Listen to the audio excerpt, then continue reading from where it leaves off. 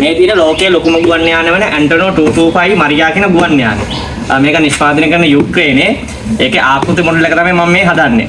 මේක හැදුවොත් එහෙම දැන්ට ආසියාවේ හදන ලොකුම ඇන්ටනෝ RC ප්ලේන් එක තමයි මේක.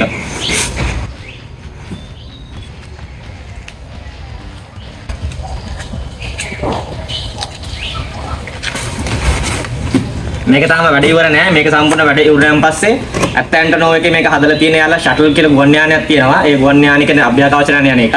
ඒක ප්‍රවාහනය කරන හදපු ගුවන් යානයකට හදපු එකක් තමයි මේක. ඊට පස්සේ මේක සම්පූර්ණ වැඩුණාන් පස්සේ මම ඒ ෂටල් එකත් මෙහෙම උඩට එන විදිහට හයි කරලා ඊට පස්සේ අපි මේ ගාල්ල යනවා අපේ ක්ලබ් එක හරහා මේක ෆ්ලයි කරන්න මම මේක අරගෙන යනවා.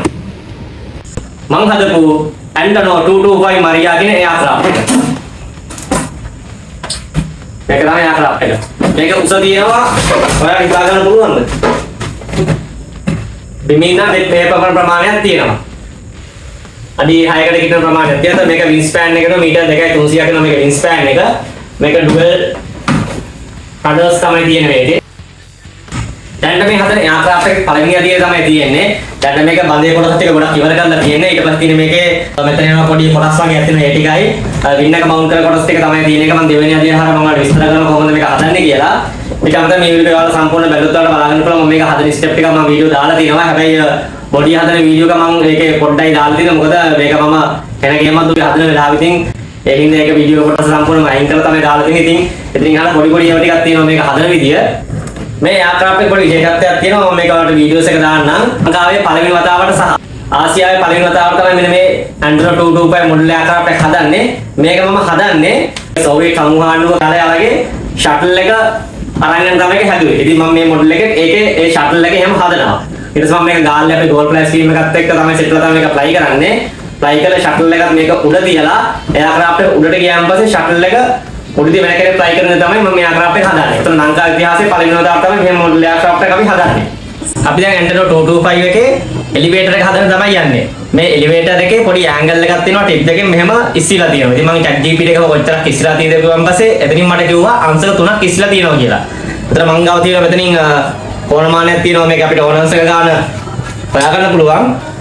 මම මෙතනින් දාලා බෝඩ් එක කපා ගන්නවා අංශක 3 කපලා ඊට පස්සේ ඇන්ගල් එක මම හදා ගන්නවා.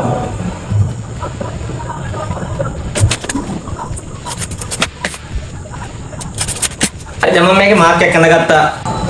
කිසි chance එකක් ගන්න. දැන් මම මේක කියලා කපා ගන්නවා. මෙන්න මේ වගේ එකක් තමයි එන්නේ. එතකොට මේක එලිවේටර් එක පැත්තක් හයි කරනකොට මේක මෙන්න මෙතනින් අංශක 3ක් ඉස්සෙල්ලා තමයි හයි කරන්නේ.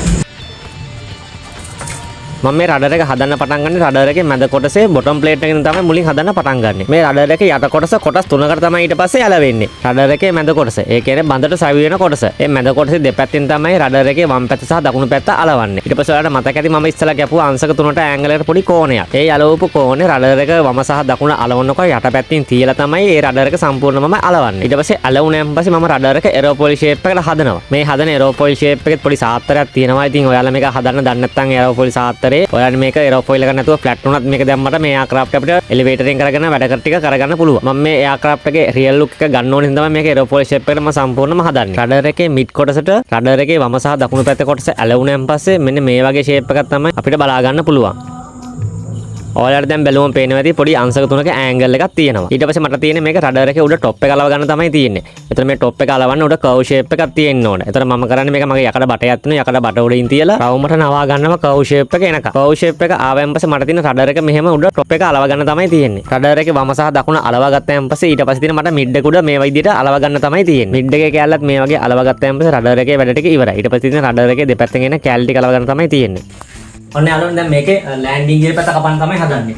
එතන මෙතන ලයින් එකක් තියෙනවා. මේ ලයින් එක දිග තමයි කපන්න තියෙන්නේ. කපලා ඊට පස්සේ මගේ මේකේ එන තව කැලි වර්ගයක් තියෙනවා. ඒ කැලි ටික මෙතන සෙට් කරලා තමයි මේ වැඩ ටික කරන් තියෙන්නේ. අපි දැන් බලමු කොහොමද මම වැඩ ටික කරන්නේ කියලා.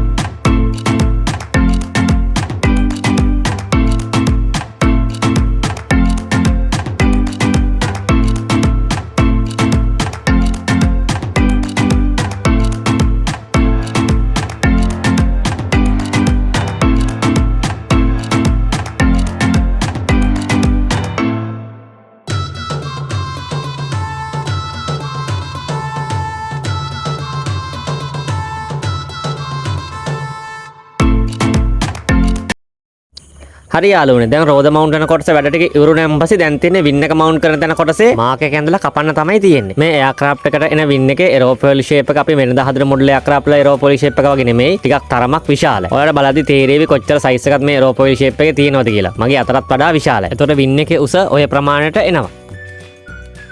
දැන් අපි කරන්න යන්නේ මේ එයාක්‍රාෆ්ට් එකේ පයිලට් ඉන්න වින්ඩෝස් ටික කපන්න තමයි හදන්නේ. ඒතර මම මේකට ගන්නවා මෙන්න මේ જાතියේ එක තමයි ගන්නෙ. ඒතර මේ දාර දෙකේ මම මේක කපාගෙන යනවා. අපි බලමු කොහොමද මේක කපාගෙන යන්නේ කියලා.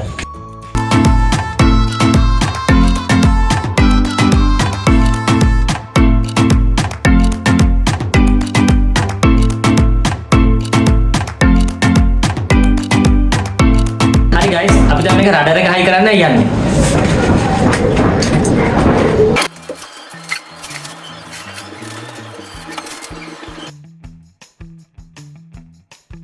ගොඩක් ලොකු අමාරු කාර්යයක් තමයි මේ රඩර් එක හයි කරන එක. මොකද රඩර් එකේ පොඩි හරි ඇන්ගල් එකක් හරි වෙනස් වුණොත් එහෙම මේක ෆ්ලයි වෙද්දී එක නෝස් අප් යනවා නැත්නම් නෝස් ඩවුන් යනවා. ඉතින් ඒක හරියටම හදන්න ඕන වෝටර් ලෙවල් කරලා තමයි සම්පූර්ණ හරියට හදන්න ඕන. ඒතර මේ එයාක්‍රාෆ්ට් එකේ CG එකයි එලිවේටර් එකයි නිව්ට්‍රල් මට්ටමේ තමයි තියෙන්න ඕන. දැන් මේ ඇන්ටනෝ 225 මරියා කියන එයාක්‍රාෆ්ට් එකේ පාර්ට් 1 එකට දාලා කොටස් ටික මෙච්චර තමයි තියෙන්නේ. ඔයාලා දැනුත් බැලුවොත් පේනවා ඇති රඩර් එකේ කොටස මම කොහොමද හයි කරලා තියෙන විදිහත් ඔයාලට බලා ගන්න පුළුවන්. මේ වීඩියෝ දෙවෙනි කොටසේ මම කතා කරන මේක වින් මවුන්ට් කරන කොටස් ටික සහ මේකට එන ස්ටිකර් ටික මම කොහොමද අලවන්නේ කියලා. මේකේ ෂටල් එක හදන එක මම වෙනම වීඩියෝ එකකින් ඔයාලට ගේන්නම්. ඊට පස්සේ මේක ඉතුරු කොටස් ටික තියෙනවා මේක වයරින් එක ගහන ඒවා. ඉතින් තව පොඩි අඩුපාඩු ටිකක් තියෙනවා. ඒකත් එක්ක සමග ෆ්ලයින් වීඩියෝ එකත් එක්ක මම මේක ඊළඟ වීඩියෝ එක මම ඔයාලට අනිවාර්යෙන්ම ගේනවා. මගේ channel එකත් එක්ක රැඳී සිටින්න. මේ වගේ ලස්සන වීඩියෝස් තියෙනවා මගේ channel එකේ. ඔයාලා අලුතෙන් මගේ channel එකට ආවනම් මගේ channel එකට ගිහිල්ලා බලන්න. තව ලස්සන ප්ලේන් වීඩියෝස් ටිකක් තියෙනවා. මම කරන මහන්සියේ වටිනාකමක් තියෙනනම් ඔයා channel එක subscribe කරලා යන්න. හරි යාළුවනේ අපි මේකේ දෙවෙනි වීඩියෝ එකත් එක්ක අපි ඉස්සරහට හමු වෙමු.